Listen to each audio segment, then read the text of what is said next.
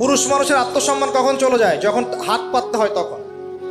যখন আপনি রিজিকের সোর্স তৈরি করেছেন, আপনি স্বাবলম্বী, আপনি মাশাআল্লাহ মাসে 10-20-30 হাজার টাকা আর্ন করেন বা 1 লাখ 2 লাখ টাকা আর্ন করেন, আলহামদুলিল্লাহ, কারো কাছে হাত পাততে হয় না, সবাই দেখবেন আপনাকে সম্মান দিবে।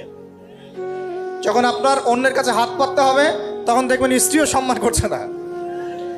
তো এই জন্য ডিগনিটি আগে, ডিগনিটি ফার্স্ট। আপনার ডিগনিটি অর্জন করতে হলে একটা হালাল উপার্জনের সোর্স লাগবে, এক।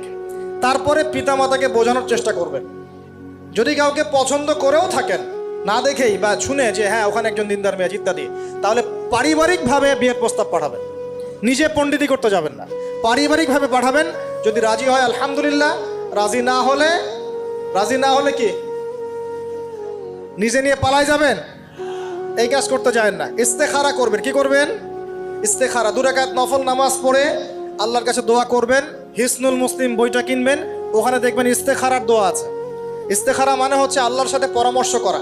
আল্লাহ, আমি এই কাজটা করতে চাচ্ছি, যদি কাজটা আমার জন্য ভালো হয়, আমার দুনিয়া আখিরাতের জন্য ভালো হয়, আল্লাহ কাজটাকে তুমি সহজ করে দাও, আল্লাহ কাজটার মধ্যে বরকত দান করে দাও। আর যদি এই কাজটা দুনিয়া আখিরাতের জন্য খারাপ হয়, আল্লাহ তুমি কাজটাকে সরায় দাও, আমাকেও কাজটা থেকে সরায় দাও।